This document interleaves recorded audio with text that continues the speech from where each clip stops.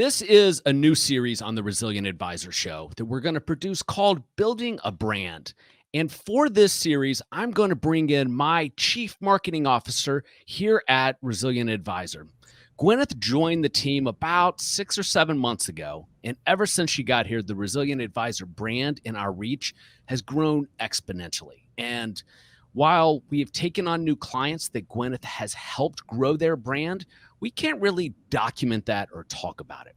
But we are growing a new sub-brand at Resilient Advisor called ETF Stories. Gwynneth had a great idea. We could just document what we are doing with ETF Stories, share some of your thoughts and best practices in this kind of casual format so that you as an advisor or asset manager looking to grow your brand, quite frankly, can learn from our mistakes. Gwynneth, thanks for doing this. Of course, my pleasure. All right. So you came on board earlier this year. Basically, my wife and I had been fat fingering our way through this whole process, and we've grown a lot since you've taken over the brand. What are some of the things that you did that you thought worked well as you started cleaning up Resilient Advisor? I think just consistency was something that was really important to bring in. You were doing a great job with that, as it were, but I tried to bring in a lot more consistency in terms of branding and just keeping everything on message and kind of organized in that way. And, we've been able to build sub shows, sub series within your series based off of your brand. And, you had a really big following when you brought me on already, and it's only gotten better. And, people have seen you and they want to do what you do. So hopefully I'm helping with that. Yeah. Well, so I felt like you helped with the focus, getting everything into these series so that people knew what they were in for. Mm-hmm. For example, an advisor might not care about marketing, so they would know to skip that episode with Robert Sophia, or they might have a deep interest in learning about how other advisors built their business. So you created the How I Serve series, so where we're just interviewing the financial advisors. I think that had an impact. What are the lessons in that for financial advisors who are looking to build their brand, do you think? Just knowing who you are and what you kind of stand for, and then who you're trying to speak to, I think is a big part of building any brand, regardless of, what it is, what industry it's in. And I think something that we've been doing a lot with other agencies, something we've been doing a lot with other advisory firms.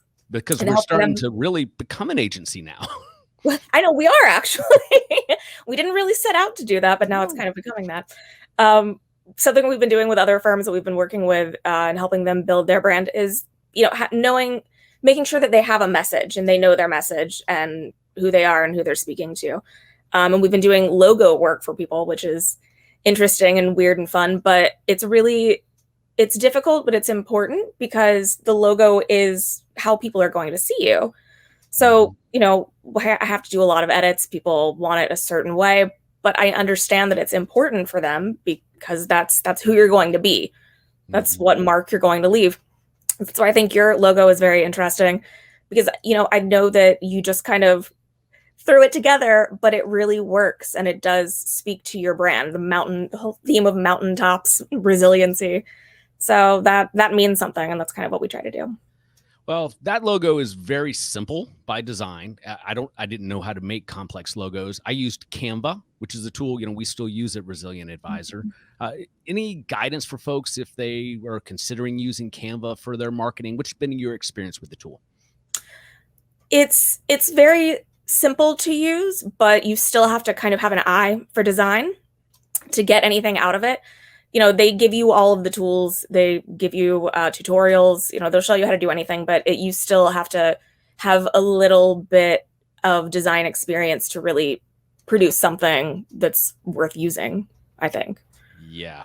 It's super easy to use, but you still have to be really creative to get good outputs. But they keep iterating that tool, and you're able to make short videos now out of that. Why don't you tell viewers and listeners how you use Canva to create those motion promos that we use?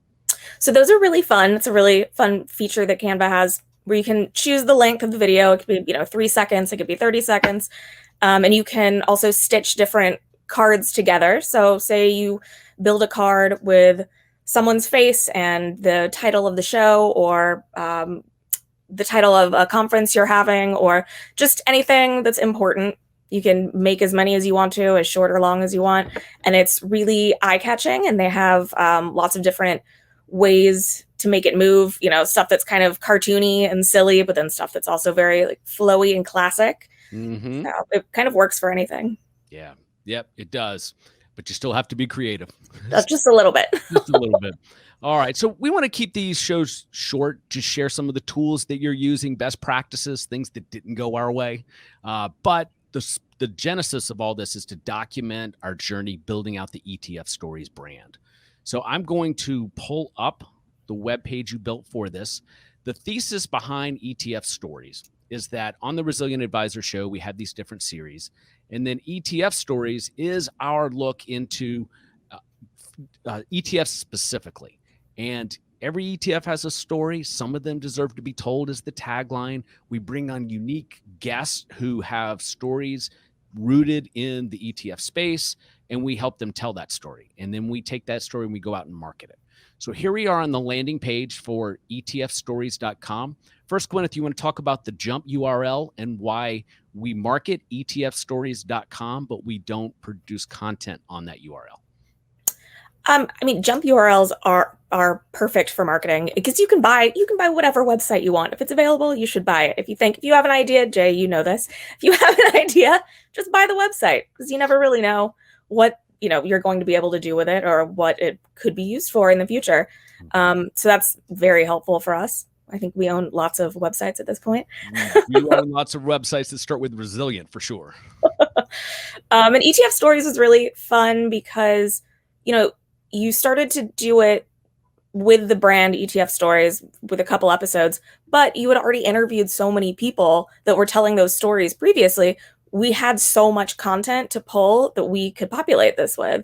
Mm-hmm. And I think that's really important when you're starting to build a new brand, to start with a bang and have a lot there, instead of it trickle in. You want to get people's attention. So we already had it.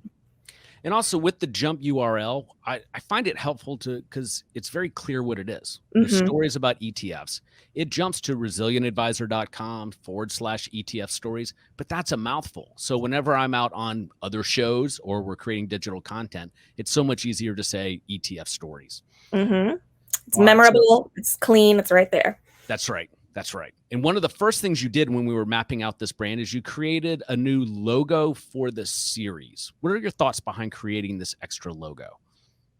I just built it around what you kind of already had, but you want to keep it on brand, because it is a sub brand. It's still Resilient Advisor. You want to use the same colors, the same typeface. It's important to kind of remind people that this did come from something else, and it's all connected. And then you made an intro specific to the series, and I want to play it because it's short, and then get your thoughts on why you created it the way you did. For viewers, I encourage you to pay attention to the very beginning. Every ETF has a story. Some of them deserve to be told. ETF Stories from Resilient Advisor brings you some of the most interesting stories. So this one was a really fun one to make, actually. And so what made that fun, and what was your creative process as you were building it? Well, whenever I've done these intros or ads for people, I try to think about what the message is, what the message is, who you're speaking to. And, we had a discussion about the eye and whether it was too jarring or weird, but I think it speaks to, the person is telling a story about their ETF. So you're kind of going inside their mind. So that's where that particular part came from. And then everything else just felt like communications, cities, bustling, money moving. It felt like it all fit nicely. What I like about the eye at the beginning, and we didn't care for it at first, right? We weren't sure if it was going to work, but where it really works is in a social media scroll, whether it's on Twitter or LinkedIn. The first thing you see is that pop, and it can capture some attention. Absolutely. The other aspect of this that is different than the other intros, which are more, let's call it higher energy, loud in your face. Jay's about to start screaming at you, interviewing a guest. It's very NPR-ish. smoother. You're about to hear a story. It's going to be factual. You're going to learn something. And I think you really put that spot on with the brand of ETF Stories. Great. No, I'm glad you feel that way. That's what I try to do every time I make one of those. They also need to be different. I think that's what's been challenging, slightly challenging, making things like this, because I don't want them to all look the same. You want to know that it's a different brand. You want to know that it's a different series, and it needs to speak to that directly instead of just all being, men shaking hands in an office building. Because we can use that, but it can't always be that. We have to shake it up a little bit.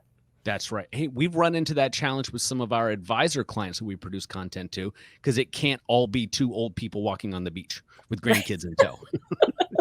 Even though, that speaks to certain brands, but got to switch it up. All right. So we're going to document this journey as we build the ETF Stories brand. As of today, I mean, there's probably 30 followers on Twitter. We've created a LinkedIn page we'll get into sometime. We have about 7 episodes in the hopper. Hopefully you can learn from Gwyneth's experiences here, both the good and the bad. Please follow Gwynneth on Twitter. It is at Gwynneth Shipley. That is at Gwynneth Shipley with 2 N's. Thanks, Gwynneth. Thank you.